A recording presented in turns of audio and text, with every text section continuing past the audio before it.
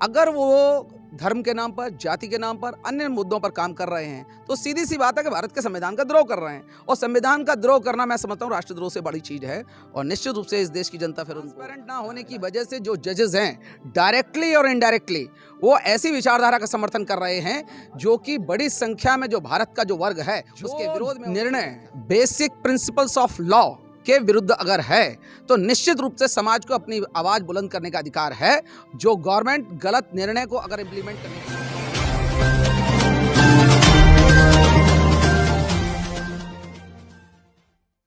नमस्कार, आज हम बहादुरगढ़ में और मेरे साथ में इलाहाबाद हाई कोर्ट के एडवोकेट बीएम सिंह जी। तो उन्हीं से जानना चाहेंगे कि आज बहादुरगढ़ में आप आए हैं तो यहाँ पर किस उद्देश्य को लेकर आना हुआ है। मैडम, डॉक्टर अंबेडकर राष्ट्रीय अधिवक्ता संघ जो है वो नेशनल लेवल का ऑर्गेनाइजेशन है। आज हरियाणा में हमारे साथियों की बैठक थी स्टेट की, तो उसी के सिलसिले में मेरा आना हुआ।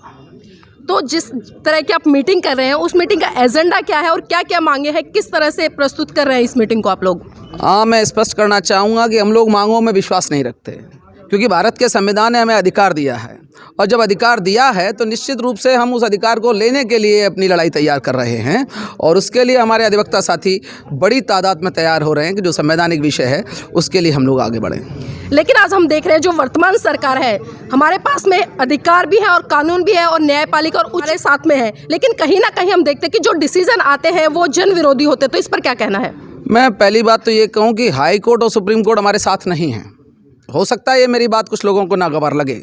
ये बात मैं इसलिए कह रहा हूँ कि हाई कोर्ट और सुप्रीम कोर्ट के होने से मतलब नहीं है, लेकिन हाई कोर्ट सुप्रीम कोर्ट के द्वारा जो इंटरप्रिटेशंस किए जा रहे हैं अगर वो बहुजन समाज के या जनहितकारी नहीं हैं तो निश्चित रूप से वो निर्णय नहीं है, वो सामान्य रूप से उनकी दी गई ओपिनियन है। और ओपिनियन केवल ओपिनियन होती है। हम लोग न्यायालय का सम्मान करते हैं तो मानने के लिए बाध्य हो सकते हैं, लेकिन उसका सम्मान नहीं करेंगे जजमेंट का, जो सिर्फ ओपिनियन है, निर्णय नहीं है। अभी आपने अपने वक्तव्य में एक बात करी थी कि जो पीछे 2018 में SC/ST एक्ट के साथ में छेड़छाड़ की गई थी उसको बहाल दोबारा से मतलब इस बहुजन समाज के लोगों ने किया और जिस स्थिति में वो पहले था उसी स्थिति में दोबारा से उसको स्थापित किया गया। लेकिन अभी पिछले कुछ महीने पहले एक उत्तराखंड का जो केस आया था उसमें से फिर दोबारा सुप्रीम कोर्ट के 3 जज की जो बेंच बैठी थी, जो 3 जजों की, उन्होंने साफ साफ निर्णय दिया कि जो SC/ST एक्ट है वो तभी लागू होगा जब गवाही देने वाला कोई जनरल होगा। तो इस पर क्या कहना है?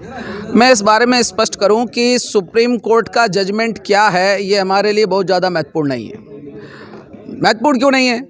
जो निर्णय बेसिक प्रिंसिपल्स ऑफ लॉ के विरुद्ध अगर है तो निश्चित रूप से समाज को अपनी आवाज़ बुलंद करने का अधिकार है।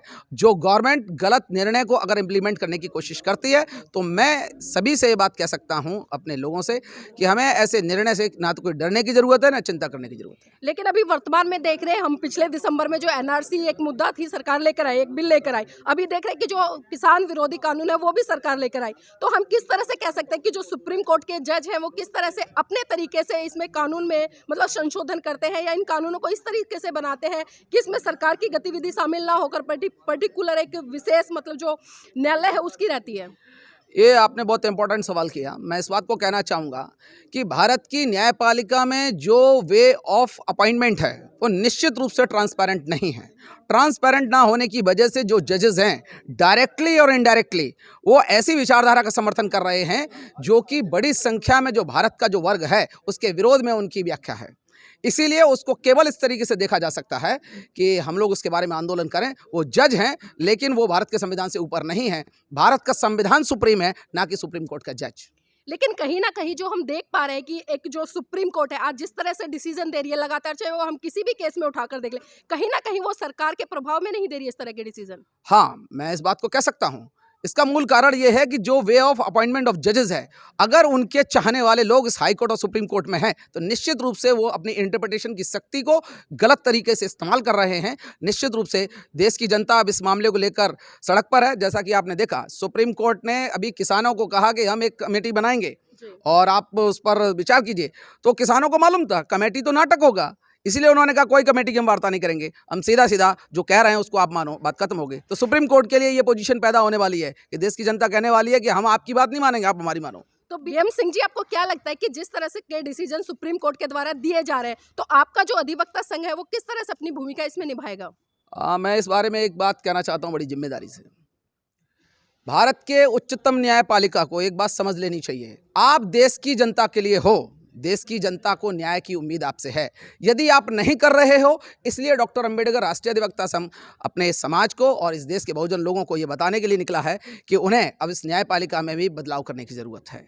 मैं एक बात और लेना चाहूँगी आपके, अभी पिछले दिनों हमने देखा है कि जो हाथरस में बहन मनीषा वाल्मीकि का जो प्रकरण हुआ था, कि किस तरह से उसमें जो कानून था या एक प्रशासन था, उनकी मिली भगत के कारण किस तरह से मतलब हर नियम कानून को तार-तार किया गया, लेकिन हम आँख बंद कर कर देखते रह गए। तो इस पर क्या कहना है?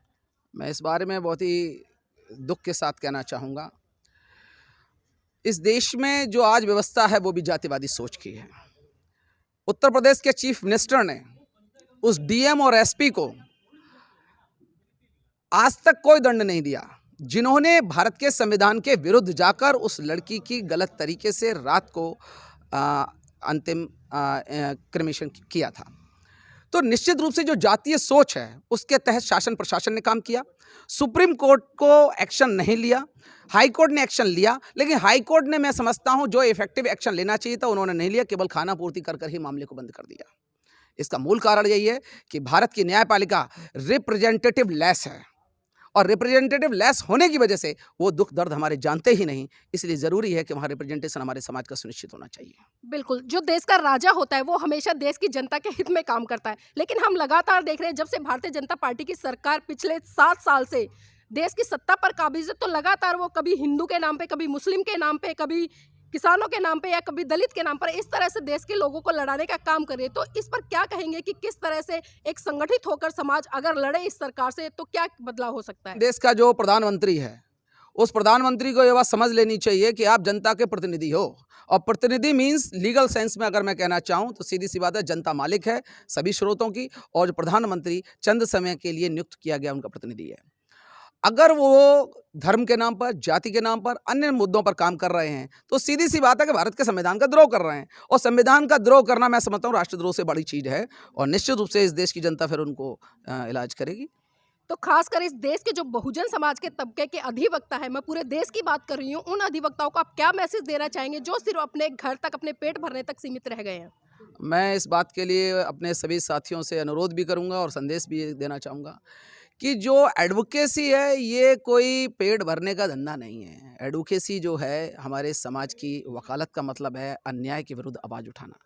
तो मैं उन सब से कहना चाहूँगा कि अपनी पेट की रोटी कमाने के साथ में इस अन्याय की जो लड़ाई है और जो जालिमों के विरुद्ध ज़रूरी है उसके लिए वो आगे आएँ, क्योंकि डॉक्टर बाबा साहब अम्बेडकर ने कहा था जिस समाज में 30 वकील हो उस समाज की ओर लोग उंगली तो छोड़ो आंख उठाकर नहीं देख सकता। इस जिम्मेदारी को महसूस करें वो और मैदान में सामने आएँ संविधान सुरक्षा के लिए। बहुत बहुत धन्यवाद। अपना चैनल, आपका चैनल, समाज का चैनल, देश का चैनल एनबी न्यूज़ 24/7 को आप लाइक करें, सब्सक्राइब करें और ज़्यादा से ज़्यादा इसकी वीडियो को शेयर करें ताकि हर खबर को मैं आप तक आसानी से पहुँचा